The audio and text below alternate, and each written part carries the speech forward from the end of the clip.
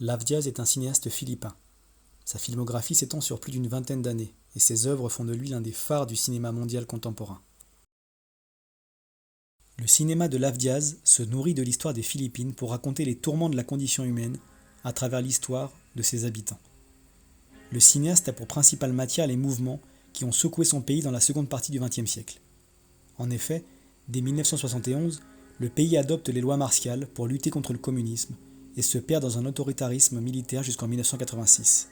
Des élections et des tentatives de coup d'État plus tard laissent un pays fragilisé et au bord de la rupture. C'est dans ce climat que grandit le cinéaste, dont la période la plus trouble du pays correspond également à sa propre jeunesse et son adolescence. Le fait politique et les troubles sociaux font partie intégrante de la vie du cinéaste, qui injecte les échos de ces événements dans ses œuvres.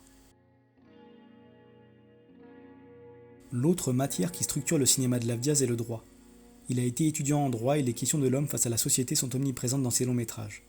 C'est également à travers ce prisme qu'il se réapproprie les écrivains russes du XIXe siècle, comme Dostoïevski ou Tolstoï, dont il revendique l'influence. Cela va même jusqu'à son dispositif scénique. Le réalisateur de Norte utilise souvent les plans fixes comme garant d'un ordre, d'un cadre, comme une allégorie de la société que les corps viennent traverser ou bouleverser. L'utilisation du blanc et du noir peut même renvoyer à cette idée que la loi est au-dessus de la dimension morale, donc du bien et du mal, qui est la dimension dans laquelle se jouent les tragédies des œuvres de Lav Diaz, dans la lignée des œuvres de l'Antiquité.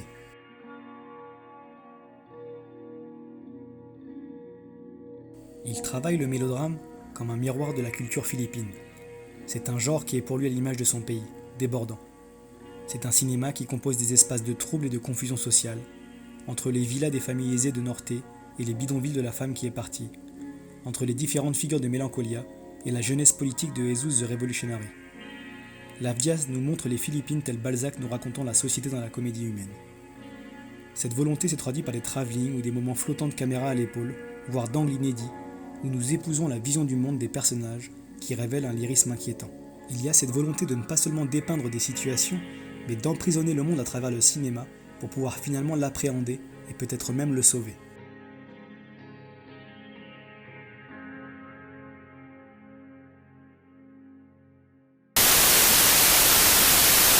How much of what is said there is also responding to your opinions about films, about the rhetorics about auteur cinema? Those are my views. I don't really know cinema. Even if I'm a filmmaker, this medium is still a mystery to me. I'm still trying to, find my own cinema. It's a learning process always. Mm-hmm. And in that, I don't know. There's a filmmaker who can actually say that he knows cinema. Fuck that. You don't know cinema at all. You just do things. What do you I mean, as an ongoing process, I mean, I'm curious to ask you. Maybe we're just jugglers of images, or we're just storytellers. It's just that. But what's cinema? I don't know. Mm-hmm.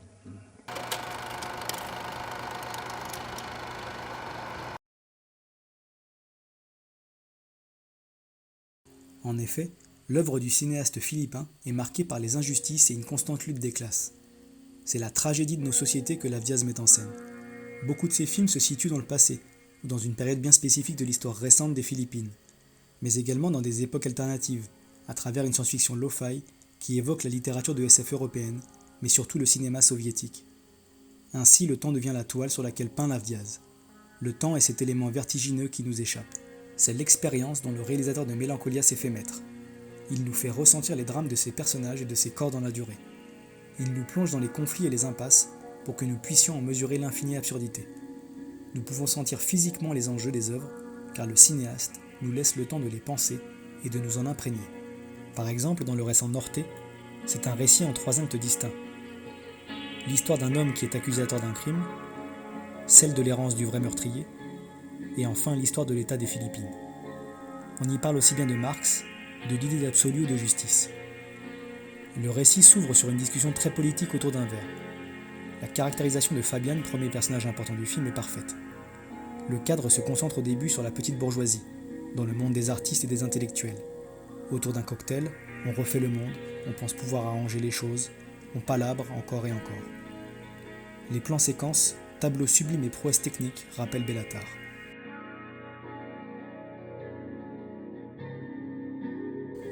Quand la caméra s'immobilise, ce sont les acteurs eux-mêmes qui se meuvent dans le cadre, créant le mouvement.